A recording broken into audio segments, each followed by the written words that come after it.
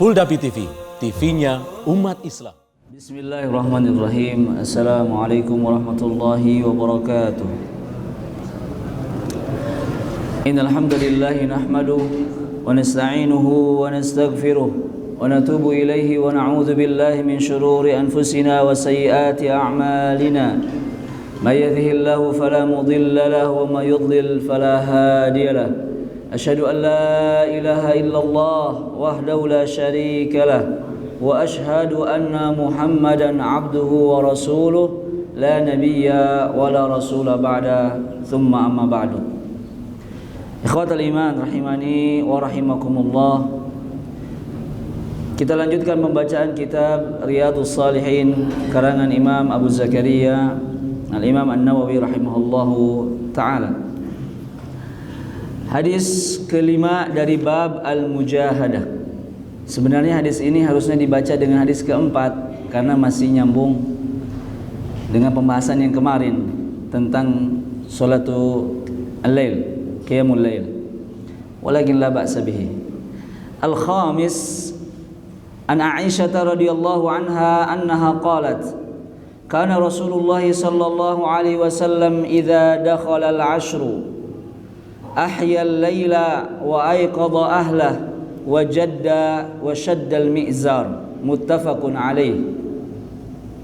والمراد العشر الأواخر من شهر رمضان والمئزار الإزار وهو كناية عن اعتزال النساء وقيل المراد تشميره للعبادة يقال شددت لهذا الأمر مئزاري ay tashammartu wa tafarragtu lahu. Hadis yang diriwayatkan oleh Aisyah radhiyallahu anha bahwa ia berkata Rasulullah sallallahu alaihi wasallam apabila masuk pada 10 hari terakhir di bulan Ramadan, ahyal laila, menghidupkan malamnya, wa aiqadha ahlah, membangunkan keluarganya atau istri-istrinya, wa jadda, bersungguh-sungguh, wa syaddal mi'zar, dan menguatkan ikat pinggangnya. Hadis riwayat Bukhari dan Muslim. Hadis ini masih berhubungan dengan hadis sebelumnya tentang hikayat bagaimana Nabi sallallahu alaihi wasallam setiap malamnya kana yaqumu minal lail hatta tatafattara qadamah. Nabi itu apabila salat tahajud setiap malamnya sampai bengkak kedua kakinya. Kemudian Aisyah berkata, "Lima tasna'u hadza ya Rasulullah?" Kenapa kamu harus begini Rasulullah? Padahal ghafarallahu laka ma taqaddama min dzambika wa ma ta'akhkhar. Engkau sudah diampuni dosanya yang lalu maupun yang akan datang. Kemudian Nabi bersabda, "Afala uhibbu an akuna 'abdan syakura?" Tidak bolehkah aku menjadi hamba yang bersyukur? Kemudian hadis yang berikutnya menggambarkan kehidupan Nabi yang biasanya tiap malam begini kondisinya. Sholat malam sampai kakinya bengkak saking berdiri lama. Ini ketika malam 10 malam terakhir di bulan Ramadan lebih-lebih lagi. Ahyal laila. Bahkan setelah Isya Nabi SAW bertafarrug, diam di masjid untuk beribadah di malam tersebut. Ustaz, sholatkah?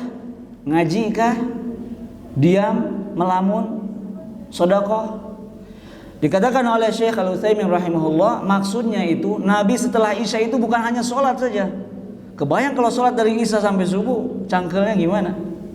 Betul tidak? Kita sholat 2 jam aja sudah ada setrum-setrum keluar di dengkul karena cangkel. Maksudnya ahyal lail itu bisa dengan ngobrol juga, berbicara kebaikan. Kemudian bisa dengan membaca Quran, bisa dengan duduk merenung, muhasabah. Jadi tidak full apa? Sholat. Bisa ngaji, tidur ibadah tidak? Bisa ibadah tidur tuh untuk menghidupkan nanti jam 2 malam. Jadi yang dimaksud ahyal lail mengisi malam tersebut dengan kebaikan, bukan hanya sholat. Kalau misalnya sholat cangkel, ngaji capek, istighfar, istighfar cangkel, ngobrol kebaikan. Ngobrol kebaikan gimana? Ya tentang nasihat atau dengan advice. Para jomblo-jomblo disenang dengan nasihat-nasihat penyemangat nikah. Nah, itu juga apa nih? Ibadah. Ahyal laila wa aiqadha ahlah, dan membangunkan keluarganya. Keluarganya dibangunkan. Wa jadda, dan bersungguh-sungguh. Wa syaddal mi'zar, ini istilah. Syaddal mi'zar dikatakan dalam buku ini artinya meninggalkan istri-istrinya. Jadi yang biasanya suami-suami yang bersama istri terus, kalau malam-malam tidak mau bertugas kecuali di dalam rumah saja. Ya, belajar malam, afwan anak ada tugas inti di rumah. Nah, kalau Ramadan tinggalkan istrinya, bertafarruq dalam ibadah. Ustaz, kan kalau di rumah juga ibadah. Bersama istri juga ibadah. Wa fi bud'i ahadikum shadaqah. Betul tidak? Tetapi tidak. Nabi SAW meninggalkan istri-istrinya bertafarruq di dalam masjid dengan memperbanyak macam-macam ibadah. Hadis ini adalah anjuran bagi kita sekarang 2 bulan kuranglah kita akan berjumpa dengan bulan Ramadan. Maka perlunya mujahadah, bersungguh-sungguh. Tidak mungkin kita bisa menghidupkan 10 malam Ramadan, 10 malam terakhir kalau sekarang kita malas-malasan. Tidak mungkin kita bisa beribadah dengan sungguh-sungguh di bulan Ramadan jika di bulan yang lainnya kita malas-malasan. Maka dulu guru saya Syekh Nasir hafizallah taala mengatakan harusnya kajian Ramadan itu dimulai sebelum Ramadan. Jadi harusnya sekarang ini ramai ini kajian persiapan Ramadan. Jangan pas Ramadan baru kajiannya Ramadan. Biasanya gitu. Kalau Ramadan bahas tentang apa? Datang kepada Nabi telah berhubungan badan. Itu aja yang dibahas setiap tahun kan. Kemudian tentang kisah apa? Orang yang makan. Kemudian keburu azan, masih di tangannya masih ada apa? Makanan. Kemudian keutamaan Lailatul Qadar, keutamaan berbuka dipercepat, kemudian keutamaan sahur diakhirkan. Itu dibahasnya kapan? Kajian itu bulan Ramadan. Kalau sekarang bahas fikih Ramadan, belum Ramadan kok udah bahas Ramadan. Enggak. Justru fikih Ramadan dipelajari sekarang. Persiapan ketika Ramadan sudah ada apa?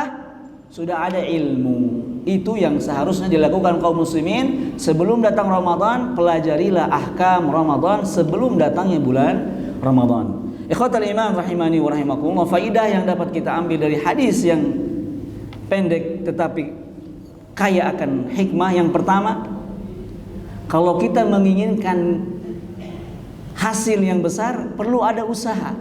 Betul tidak? Lihat Nabi ini. Nabi sudah diampuni dosanya yang lalu maupun yang akan datang, tetapi masih berusaha.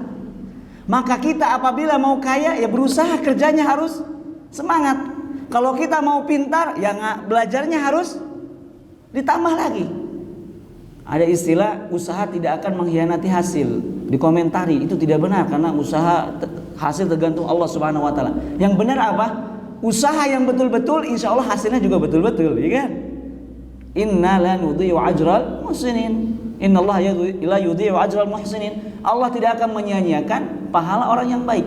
Maka menguatkan, mengoptimalkan usaha itu akan menghasilkan hasil yang baik. Ada sebuah pepatah, la tajza'anna sunnatan anta sirtaha fa awwalu radin an siratin man yasiruha. Jangan pernah mencela kehidupan kamu saat ini, karena yang menjadikan hidupmu seperti ini adalah pilihan kamu. Misalnya lu pokoknya gawe teh jadi tukang parkir, jangan mencela atau jangan menyesali jadi tukang parkir, karena yang mau jadi tukang parkir ya kamu sendiri, betul tidak? Kunaonnya juga gawe teh gajinya saeutik. Ya kalau kamu punya kemampuan yang lebih pasti gajinya lebih gede. Jadi jangan kita menyesali apa yang sekarang kita apa? Sedang jalani. Karena yang pertama memilih hidup ini siapa? Kita. Kenapa ya saya kerja di pesantren padahal saya jurusan teknik? Ya jangan menanya kamu yang mengalamar kerja di pesantren. Karena usaha yang optimal hasilnya akan optimal. Rasulullah ingin pahala yang besar, ingin diridhoi oleh Allah, ingin menjadi hamba yang bersyukur. Caranya datang ke masjid, tinggalkan istrinya, kencangkan ikat pinggangnya, beribadah. Maka kebalikannya, kita ingin masuk surga tapi berleha-leha. Ini salah. Kita ingin hafal Al-Quran tetapi pegang Al-Quran belum pernah. Hafal Quran ya, diinstal langsung gitu, nggak bisa. Ada usaha. Kita ingin tabungan kita banyak tapi setiap dapat gaji kita belanjakan habis. Apa tabungan semakin banyak? Tidak bisa. Jadi ada proses yang harus kita lalui untuk mendapatkan hasil yang maksimal. Seperti Nabi SAW, apa yang beliau lakukan? Datang ke masjid, hidupkan malamnya, tinggalkan istri-istrinya, kencangkan ikat pinggangnya, bahkan berdiri untuk menghadap Allah Subhanahu wa Ta'ala dalam sholatnya sampai bengkak. Ditutup dengan apa yang dilakukan oleh para salaf. Al-Imam Ibnu Qayyim mengatakan, jika seandainya malam Lailatul Qadar bisa didapatkan dengan sholat, maka aku akan berdiri selama 1 tahun untuk mendapatkan Lailatul Qadar tersebut. Lihat, kalau seandainya Lailatul Qadar bisa didapatkan dengan sholat, maka dalam setahun aku mempersiapkan Lailatul Qadar. Aku siap berdiri selama 1 tahun sholat untuk mempersiapkan Qiyamul Lail yang ada di mana? Di Lailatul Qadar. Kemudian Abu Qatadah Ibni Di'amah As-Sadusi rahimahullah ta'ala, beliau menghatamkan Al-Quran biasanya seminggu sekali. Tapi ketika bulan Ramadan datang, beliau menghatamkan 3. Ketika masuk 10 terakhir, beliau menghatamkan setiap hari 1 kali hatam Al-Quran. Ustaz, bukankah Rasulullah mengatakan tidak boleh menghatam Al-Quran kurang dari 3 hari? Maka jawabannya, di bulan Ramadan diperbolehkan menghatamkan lebih daripada 3 hari sekali, bisa 1 malam sekali. Bahkan ada yang bisa menghatamkan 1 hari berapa kali?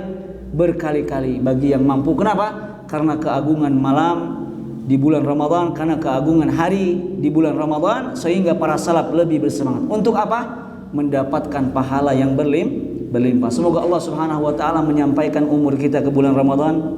Semoga Allah tidak mematikan kita sebelum datang bulan Ramadan. Semoga Allah mengampuni kita dari dosa-dosa kita yang kita lakukan dari Ramadan kemarin sampai Ramadan yang akan datang. Karena Rasulullah mengatakan, ar-Ramadhanu ila Ramadan mukaffiratun lima bainahuma inijtunibatil kabair. Ramadan yang kemarin dengan Ramadan yang akan datang terdapat penghapusan dosa.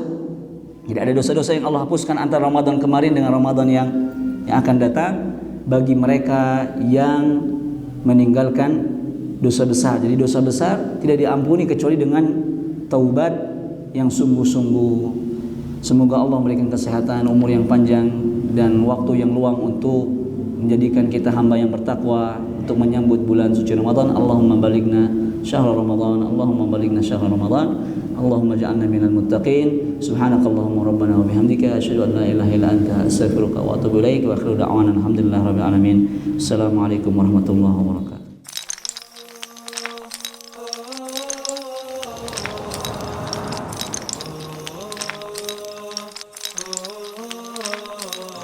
Puldapi TV, TV-nya umat Islam.